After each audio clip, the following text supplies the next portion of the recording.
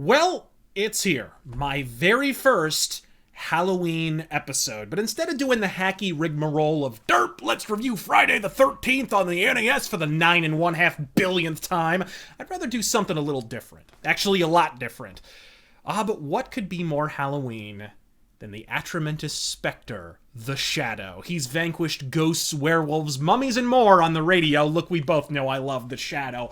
Pulp hero, comic icon, but as I said, his home was undoubtedly on radio. The old-time radio drama starring Orson Welles remains one of the most enduringly popular dramas ever made, but sadly, as no effort was made to really preserve them physically, nearly 200 episodes of this seminal series have been lost to the ravages of time forever. Meaning, despite the fact that many of the scripts still exist, the shows themselves have never been heard by a modern audience since they originally aired in the 30s, 40s, and 50s. Well, get ready to make history. What you're about to witness is a radio play recreation of a lost episode of The Shadow.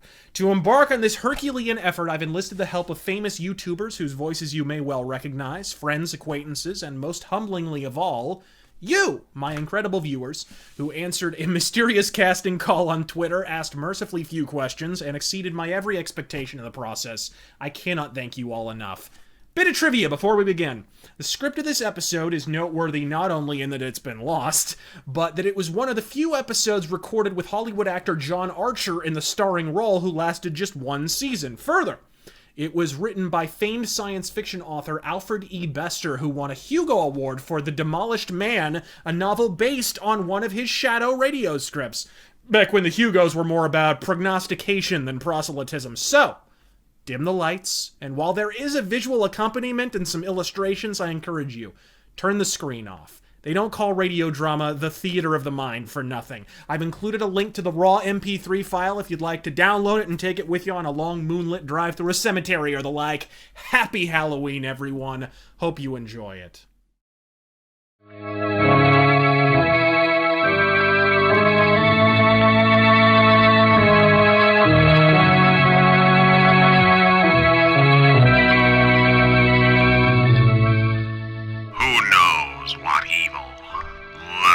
In the hearts of men. The Shadow knows.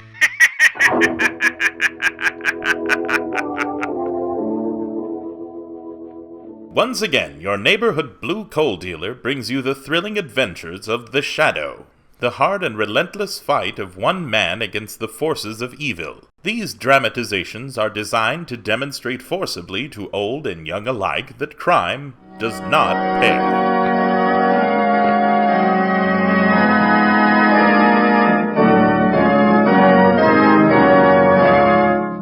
As you probably know, reliable sources forecast that home heating fuel will be scarce this winter. If you heat with coal, you're lucky. You can store coal. But get your order in early. Ask your blue coal dealer to schedule your delivery as soon as he can. And make sure you order the right size of coal for your furnace. If you're not sure what it should be, ask him. Your blue coal dealer will be glad to inspect your heating plant and may be able to make other recommendations too. That will help you get more heat and burn less fuel. First thing tomorrow, call the nearest blue coal dealer. Ask him to schedule an early delivery of your blue coal.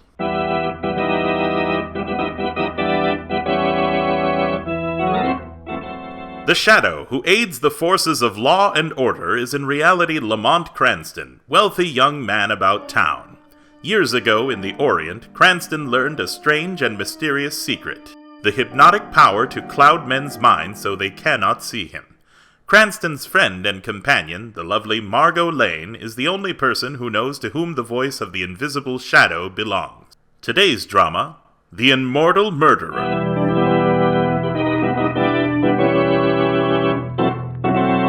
Today's story opens in the caveman room of the city museum. A museum guide is explaining the wonders of ancient man to an absorbed audience of museum visitors. Yes, ladies and gentlemen, this is the museum's famous Hall of the Caveman, the most complete exhibit of its kind ever assembled. And this, ladies and gentlemen, is our greatest exhibit. In this case, we have a perfect restoration of the ancient Neanderthal man.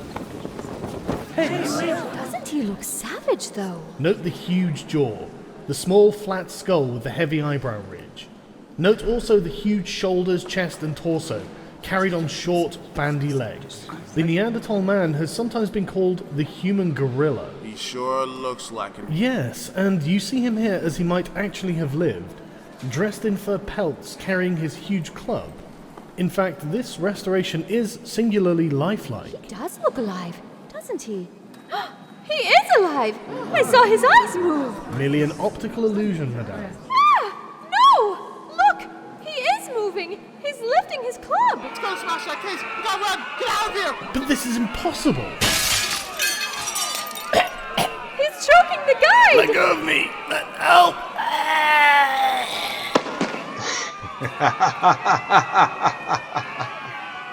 He is dead. I've killed him. No! Don't come near us! Listen. You shall spread the word of my coming. Who are you? My name is Cain. You have read about me. I am the world's first murderer. Let the world beware. I have returned. And I shall kill again.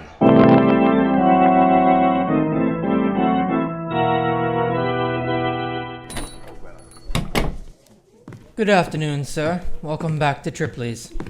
Come for another suit? Yeah, need something heavy for winter. Mr. Tripley here, he always waits on me. Mr. Tripley will be out in a moment, sir. He's been outfitting a very odd customer. Very odd indeed. Say, talking about odd things, did you read in the paper what happened in the museum this morning? One of the cavemen came out of his glass case.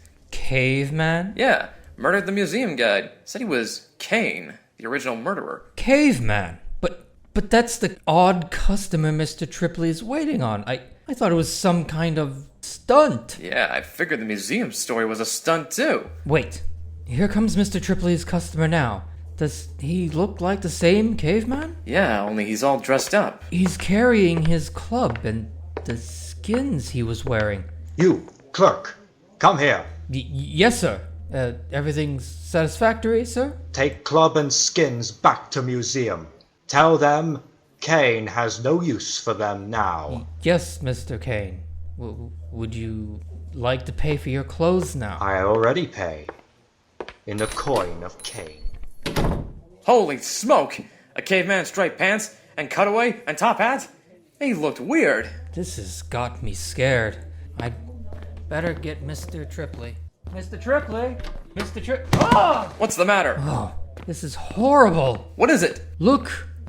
Mr. Tripley! His head's been smashed. So that's the coin of Cain. Murder!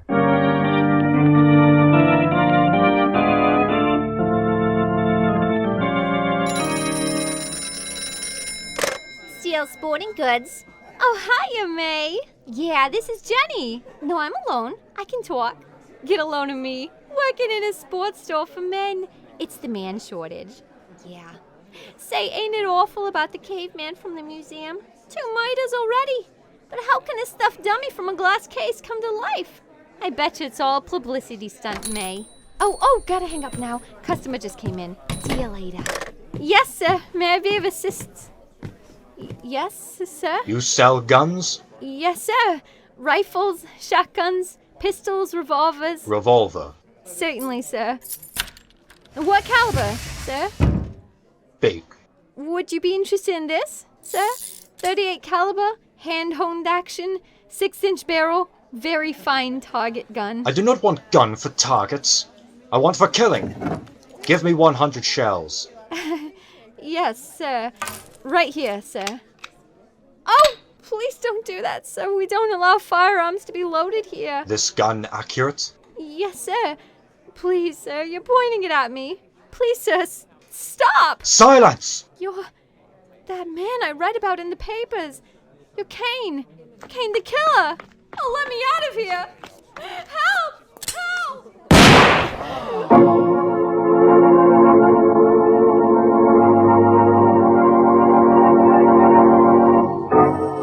I tell you, I won't stand for this crazy business any longer. What am I running a police department for? No, take it easy, Commissioner. It's easy for you to sit there smirking, Cranston. He's not smirking, Commissioner. My apologies, Miss Lane. I ought to have said leering. But you people haven't got the papers riding you. You aren't faced with a cockeyed fugitive from a glass case. A maniac who commits 3 murders and... What makes you think this caveman is mad? Don't tell me you believe a museum dummy really came to life.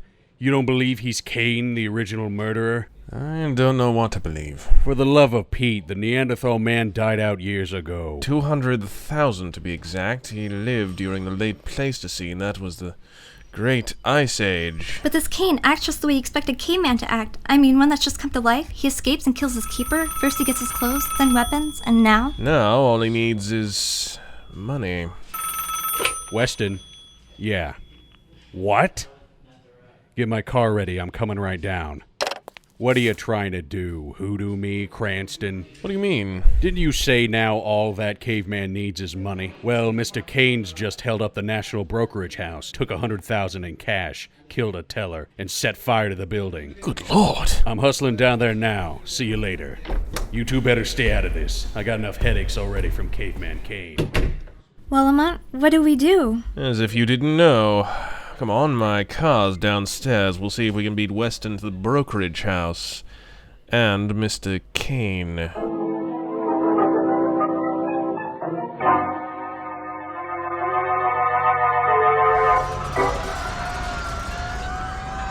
Golly, Lamont, what a blaze. Looks like we beat Weston to it. 4 murders, 1 fire, and 3 robberies so far. Mr. Cain is beating his old crime record. Plenty. Lamont, you don't really think he's the ancient Cain? Well, it's hard to believe, Margot. You would not say that if you had seen him. Oh. So sorry to frighten you. I could not help overhearing your conversation. I took the liberty of answering. You saw this Cain? Yes. What does he look like? He is 6 feet tall. His chest and shoulders are powerful. His legs short and bowed. His face is ape-like and bearded. Lamont? He is dressed in a top hat, black cutaway, striped trousers. He wears spats and ascot tie. Lamont, he's scribing himself. And he carries a loaded .38 caliber revolver. Be very quiet, Miss Lane. Mr. Cranston. You know us? I know everything. What do you want, Cain? I want to talk. You will both turn around, get in your car, and drive off. I will be with you, watching. All right. Come on, Margot. Lamont. Get in. Be quick. Drive off, Mr. Cranston. Obey orders. And remember, I am not afraid to kill. Yes, you've given ample proof of that.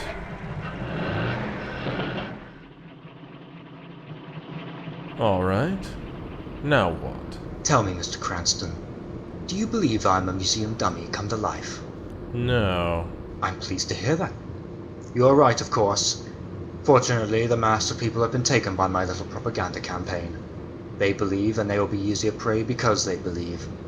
However, this campaign had another object besides creating terror. What was that? To get in touch with you, Mr. Cranston. 4 murders to get in touch with me?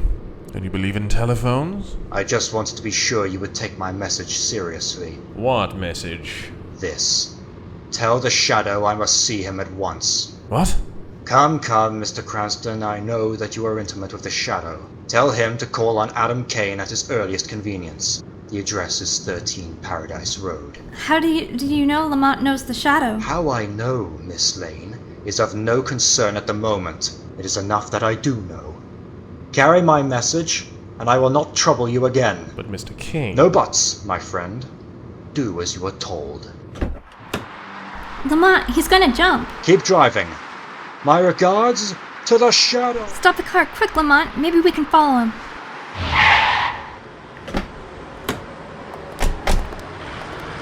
No use, Margot. He's vanished. Lamont, this is awful. It certainly isn't good. Who is this Cain? How much does he really know about the Shadow? What's he after? There's only one way to answer these questions, Margot. The Shadow will have to visit Mr. Adam Cain.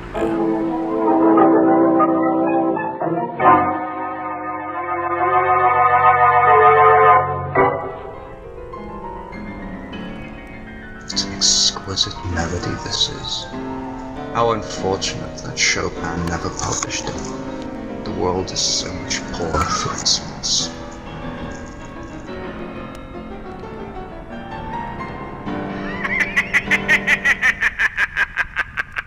So you've received my message, my dear Shadow. Was that laugh directed at my play, or my sentimentality? Leave that piano, Kane. What do you want? How abrupt you are. Please sit down.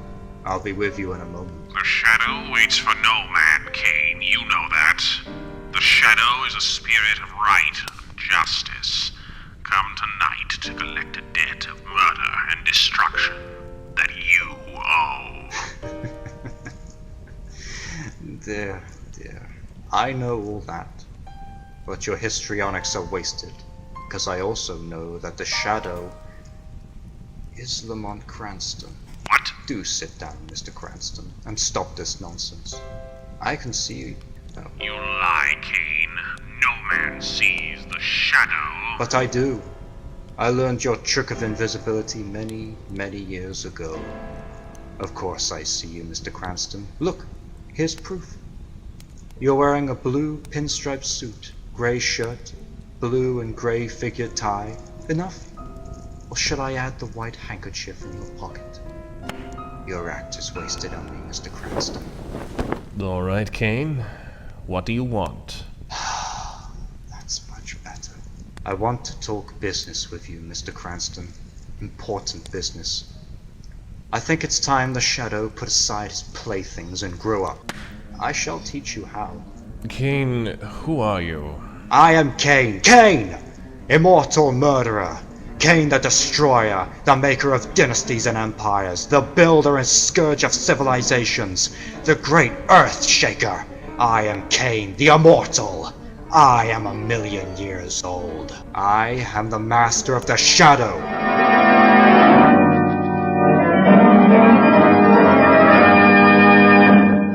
We'll return to the Shadow in just a moment. Friends, you're missing plenty if you don't have a Blue Coal Temp Master heat regulator on your coal furnace.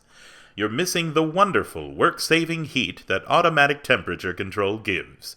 You're missing the even, steady, helpful heat that could be yours. And you're missing the big savings in fuel that a Temp Master makes possible. Altogether, you're missing the carefree heating comfort you should have. But why wait any longer?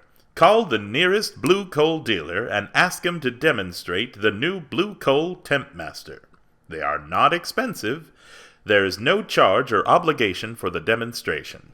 The Temp Master is an entirely new kind of automatic heat regulator for coal furnaces.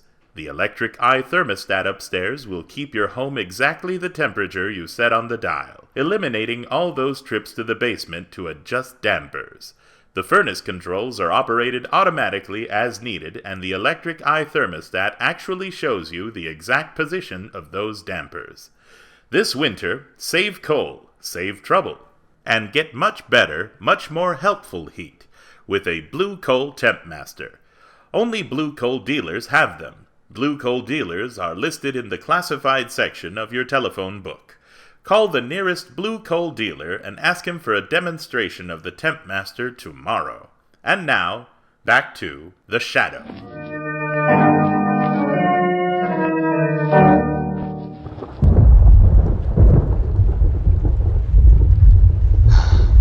Listen to that, Mr. Cranston. Bad storm brewing outside.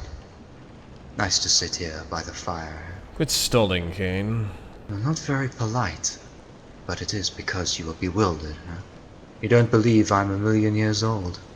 No. Yes, it is true.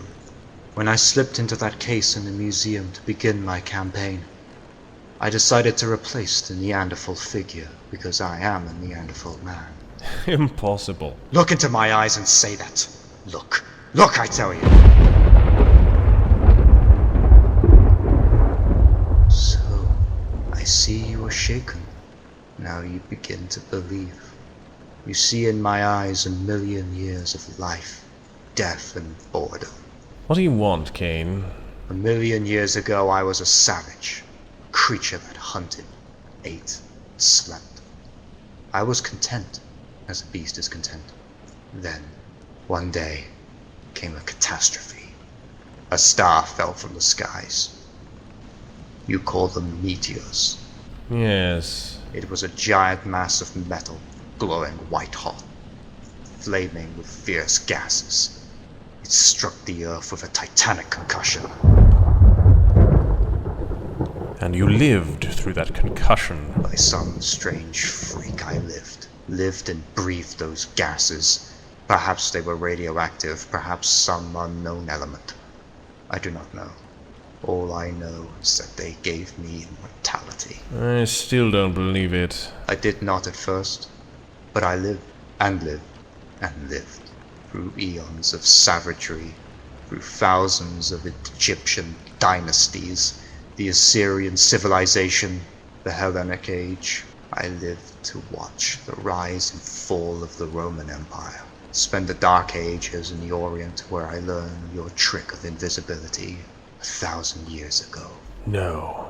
Yes, Mr. Cranston, I watched and played many important parts in the history of man, until I realized it was wise for me to protect my own life. Your immortal life? Yes, immortality. Barring accidents, a man can live forever, but no mortal can live without a head or with a smashed heart. One narrow escape during the debacle of the Spanish Armada taught me a lesson I've never forgotten. My life is too valuable to be risked. Yet you risked it today. Yes, it was foolish, but centuries of boredom have made me reckless. For I am bored, Mr. Cranston. Unspeakably, credibly, maddeningly bored. Centuries ago I played an active role in the world's drama. Today, I have decided to begin the game again. It is my only diversion. And have you called the Shadow to tell him this? I have called the Shadow to join me in the most fascinating game on Earth, the game of power. You're insane. Together, we shall shake the Earth once more. I shall remain behind the scenes while you move our pawns out in the open. Dream your wildest dreams and you shall realize them. I can make you anything you like. King, emperor, president, even a god. Impossible. Kane, do you think the Shadow would ever join you in a criminal game worse than anything the Shadow has ever fought? No, Kane, the Shadow will not join you, and the Shadow will never permit you to play with human lives. With blood and terror. So, I have misjudged you, huh? You're still a child, clinging to a child's virtues and the morality of infants. Well, don't give your answer now. Perhaps you will change your mind. I'm afraid not. You don't change sides when you fight evil. Mr. Cranston, I understand your reactions perfectly. This is a tremendous decision for you. That's why I shall give you until 12 o'clock tonight to decide. By then, you will have seen things my way. Kane, I can give you my answer now. Only don't attempt to bring in the police. I could outwit them so easily it would be pathetic. You're certainly an egomaniac, aren't you? Well, I am sure of myself, Mr. Cranston. In fact, so sure, I will give you your first assignment now. Cranston, by 12 o'clock tonight, I want you to find us a headquarters. Some place where we can completely cut off from the world as we plot to destroy it. And suppose I don't? War between us, Mr. Cranston, will mean only one thing. I am 1,000,000 years old, a master in the arts of death and destruction. Fight me, and I will crush the Shadow under my heel like a rat.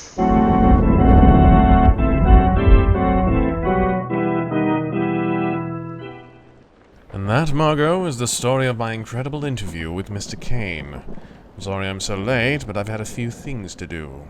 Lamont, I don't know what to say. It's all so grotesque, so unbelievable. Yes. It's like an irresistible force meeting a movable object. What's gonna happen? Kane's going to be smashed. He's 1,000,000 years old, 1,000,000 years evil. There are centuries of death and violence in him. That's why he must be stopped. What can you do, Lamont? He knows you're the Shadow. He knows your secret invisibility. How can you stop him? Lamont. It's 12 o'clock. He said to call him by 12. Yes. Lamont, what are you going to do? I'm calling him now, Margot. Are you going to tell him you'll fight?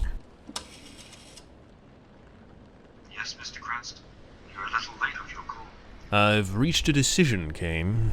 Fine. Where are headquarters? On Princeton Street, I own a bank building that's not rented at the moment. The bank vault would suit our purposes ideally. Excellent. I'll meet you there in half an hour. Lamont, you can't join him. I'm not, Margot. I'm going to stop Kane. I'll have to leave now, Margot. I'm going with you. No. Margot, when I learned the secret of the Shadow in the Orient, I swore I would fight crime relentlessly as long as I lived. That was the price of my terrible power. But he'll kill you. You can't fight him. I promised I would fight crime as long as I lived.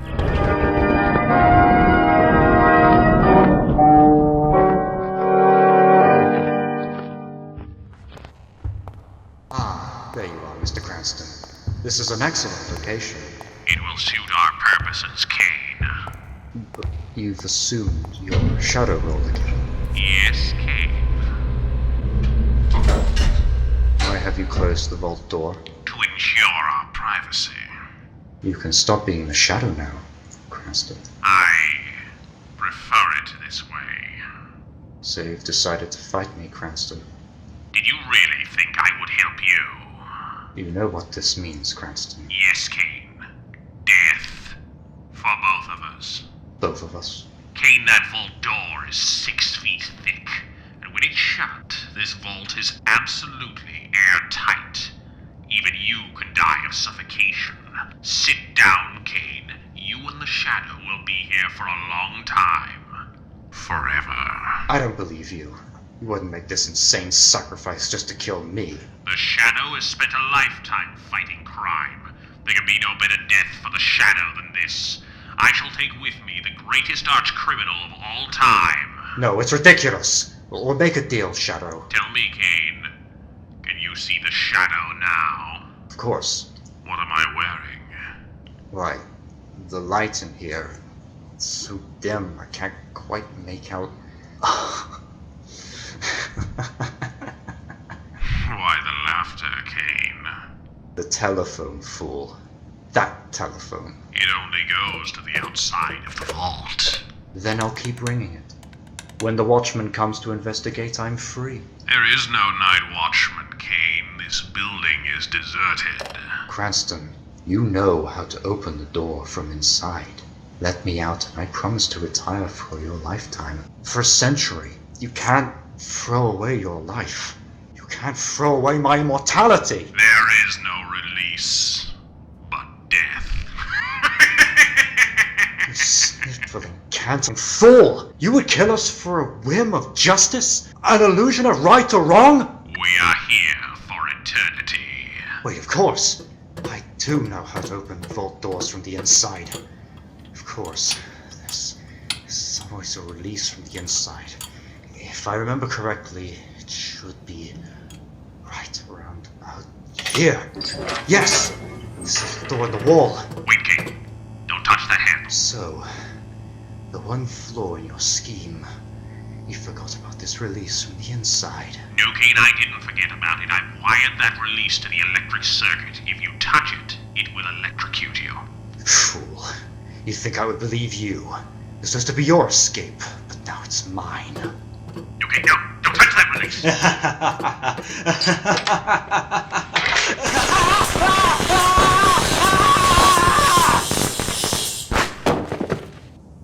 So, you wouldn't believe me, Kane. Telephone from outside the vault. Hello? Lamont, are you alright? Margot. Yes, I'm fine now, Margot. Quick, get me out of here. But how? Listen, here's the combination. First, twice around to 18. 18. I've got it. Now, once left to 32. Twice right to 6.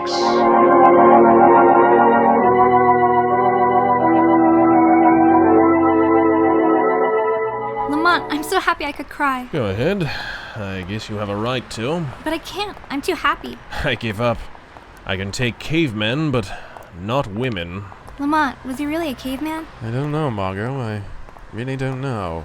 But why did you go in the vault with him? Suppose Cain wasn't 10,000 years old after all. Margot, if the Shadow found that he wasn't what he claimed, I had a secret way of turning off the electric current.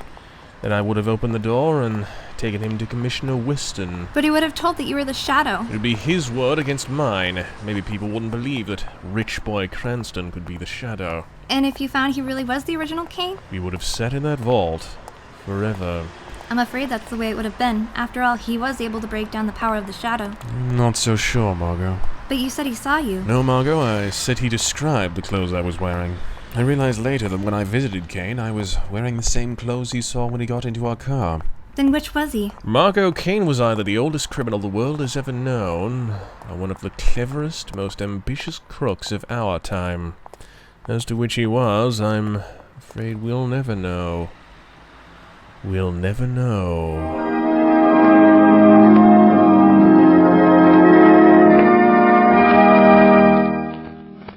And now, let me present Blue Coal's distinguished heating authority, John Barclay.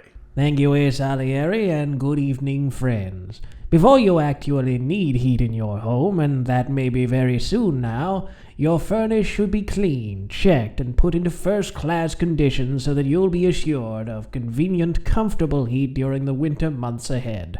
And your blue coal dealer is the man to do the job for you. Blue coal dealers have special equipment and trained men to do a thorough cleaning job that's quick, dust-free, and inexpensive. They'll make any necessary minor repairs as well. Actual records prove that a clean, efficient furnace will sometimes burn 20% less fuel. Get in touch with your blue coal dealer before cold weather comes. Better call him first thing tomorrow. I thank you.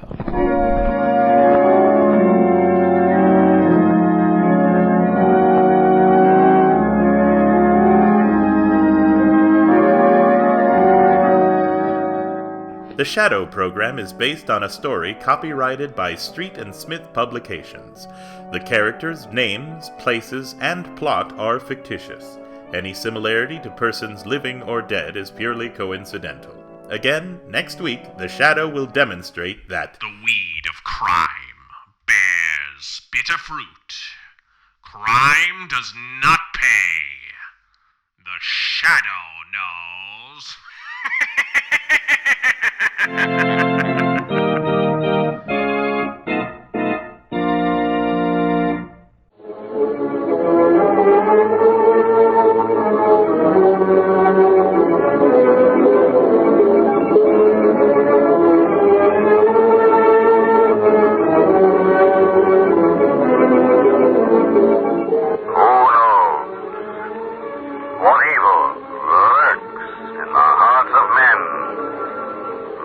Shadow knows.